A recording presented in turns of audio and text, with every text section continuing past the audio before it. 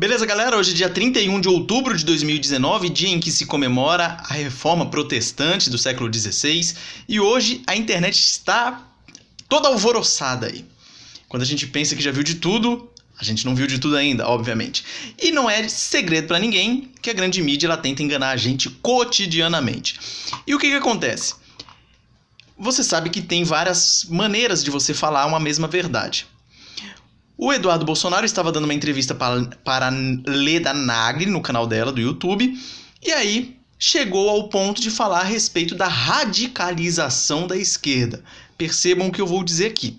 Radicalização da esquerda ao ponto de haver sequestros, mortes, justiçamentos, que são justiçamentos e mortes quase sinônimos, assassinatos, sequestro de avião, roubo a banco, enfim, morte de policiais, morte de militares, torturas. Então, se houver pela esquerda uma radicalização a este ponto, qual é a conclusão? Que teremos que dar a resposta à altura. Qual será essa resposta? Não sei, mas pode vir de um AI-5, a exemplo do regime militar na década de 60. Na verdade, o AI-5 é da década de 70 já. Então pode vir através de um AI-5, pode vir através de votação, plebiscito, tudo mais. Algum jeito terá que acontecer para fazer frente a uma situação dessa. Em algum momento tem que encarar de frente isso daí. Vai chegar um momento em que a situação vai ser igual ao final dos anos 60 no Brasil. Quando sequestravam aeronaves, quando sequestravam-se grandes autoridades, cônsules, embaixadores, execução de policiais, de militares.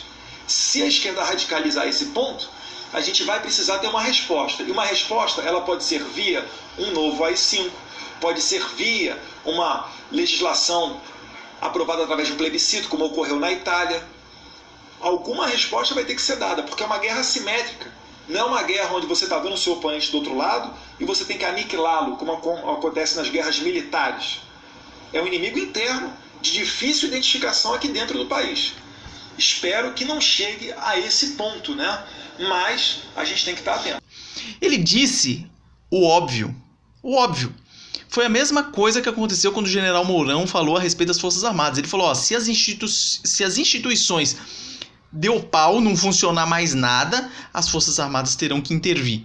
Aí todo mundo ficou sassaricando. Nossa, tá falando que vai ter um golpe militar. Mesma coisa do Eduardo Bolsonaro. Falou o óbvio, e aí a imprensa contorce o que ele disse. Contorce não, ela fala o que ele falou, mas dá uma ênfase diferente. Por exemplo, se você ler aqui a reportagem do G1, vai dizer: Eduardo Bolsonaro diz que, abram aspas, se esquerda radicalizar, fecha aspas, a resposta pode ser via um novo AI-5. Fecha aspas. Ela disse a verdade. Só que disse a verdade omitindo algumas coisas importantes, porque ele não falou só se a esquerda radicalizar. Ele falou se a esquerda radicalizar ao ponto de. E a resposta pode vir via um novo AI-5. Sim. Ou através de outras coisas que ele falou também. Por quê? Porque é uma questão de guerra assimétrica. Ele falou no áudio dele lá. Aliás, na entrevista dele. Ou seja, se você tiver uma radicalização dessa maneira, você não sabe quem é o seu inimigo. Isso que quer dizer uma guerra assimétrica. O cara que está do seu lado, ele pode ser seu inimigo. Não é uma guerra em que você tem um inimigo com um uniforme diferenciado, um linguajar diferenciado, uma formação diferenciada que você consegue identificá-lo facilmente. Não, é um inimigo infiltrado. Por isso que demanda técnicas e estratégias diferenciadas. Se você não está sabendo de nada do que eu estou falando aqui, o que é o AI-5, eu estou perdido, não sei o que, não vai ficar acreditando em Estadão, em Folha de São Paulo, em Globo, para saber o que é o AI-5. O que você faz? Compre esse livro, A Verdade Sufocada, escrita pelo coronel Carlos Alberto Brilhante Ustra, que participou ativamente na época do regime militar. E ele vai te explicar aqui nessas porrada de folha, o que foi, dentre várias coisas, o AI-5. Vai te contar como que sucedeu o regime militar brasileiro, como que agiam os grupos terroristas, os grupos guerrilheiros, como eram feitos os justiçamentos e tudo mais. Acontece que na época não tinha internet, então a versão que predominou foi dos perdedores, foi dos bandidos guerrilheiros terroristas. Essa foi a versão que prevaleceu. Eles se infiltraram nas televisões, nas rádios, eles escreveram a história, e aí todo mundo acredita nisso. Mas só que hoje em dia, você acreditar na grande mídia e nesse pessoalzinho aí que lutou para colocar uma ditadura comunista no país, aí você tá de brincadeira. Não dá mais. Vejam o tanto de escorregadas que o pessoal tá dando aí descaradamente. Inclusive, na última semana, Bolsonaro declarou guerra agora contra a Globo. Com toda razão, obviamente, porque você tentar imputar um crime dessa magnitude, dessa nojeira que foi o assassinato da vereadora Marielle Franco, tentar imputar isso ao presidente Jair Bolsonaro, aí não dá. Então aí não dá. Foi com a voadora e tá certo mesmo. Vamos lá. Tem algumas coisas que eu anotei aqui. Essa reportagem aqui, ela representa o analfabetismo funcional do brasileiro.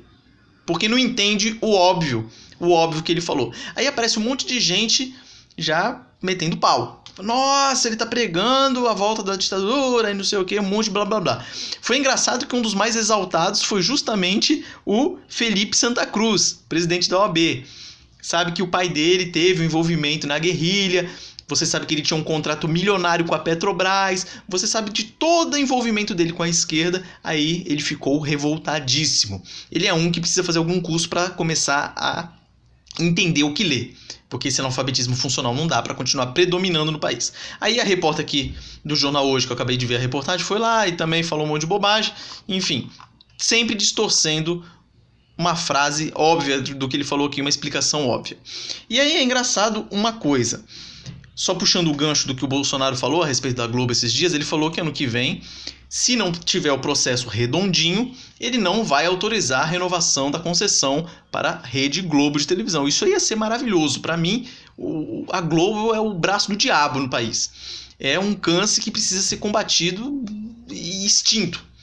E se você ficou na dúvida também a respeito disso, é o seguinte: a cada 15 anos há essa renovação, que é um ato do Poder Executivo. Então, se você for lá no artigo 223 da Constituição Federal, vai dizer: compete ao Poder Executivo outorgar e renovar concessão, permissão e autorização para o serviço de radiodifusão sonora e de sons e imagens, observado o princípio da complementaridade dos sistemas privado, público e estatal. E aí no parágrafo 5º ele vai dizer que o prazo da concessão ou permissão será de 10 anos para as emissoras de rádio e de 15 anos para as de televisão. E está vencendo e no ano que vem, 2022, vai ter que ter essa renovação. Você pode perceber que nos últimos tempos a Rede Globo demitiu várias pessoas, reduziu o salário e está ali enxugando para tentar se manter. Espero que não consiga, provavelmente tem muita coisa errada. E uma coisa errada só que eu vou dizer.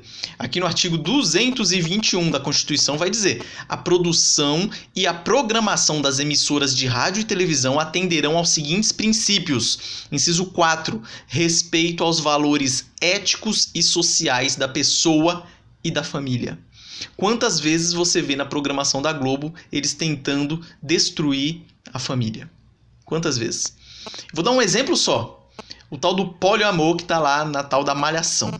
Então a Malhação é um programa voltado para jovens, adolescentes e crianças e faz a maior pataquada, fazem a maior destruição quanto à família. Então isso é um absurdo. Então só isso já ensejaria ali uma não renovação do contrato, vamos dizer assim. Ela não está cumprindo os princípios que ela deveria cumprir, fumo nela. Essa é a minha opinião. Mas eu acredito que não caia nisso. Mas é só para que você fique sabendo que a Constituição prevê esse princípio aqui, que a televisão ela tem que se pautar aqui pelos respeitos aos valores éticos e sociais da pessoa e da família. E tem mais um monte de coisa aqui. Preferência, finalidades educativas, artísticas, culturais e informativas. E aí vai. Tem um monte de requisitos aqui, um monte de princípios. Então, era só isso que eu ia falar. É isso mesmo. Só isso que eu ia falar, senão o vídeo também vai ficar meio longo. Então, voltando a indicar aqui o livro do Carlos Alberto Brilhante Ustra, vira e mexe, eu estou indicando esse livro, leia e espalhe para todo mundo, para que você tenha uma versão diferente. Porque às vezes você vai me falar: mas o cara era militar, então ele vai ter uma versão distorcida da realidade. Tá, Mas então você acredita no guerrilheiro, que também vai ter uma versão distorcida da realidade. Aí o que você faz? Pega a versão do guerrilheiro, pega a versão do militar e aí tire as suas próprias conclusões. Vê quem está mais pautado pela verdade e aí você vai poder falar com autoridade. Falar assim, ó, eu estudei os dois lados e vi e adoto este ou aquele posicionamento. Beleza? Forte abraço, boa noite e até mais.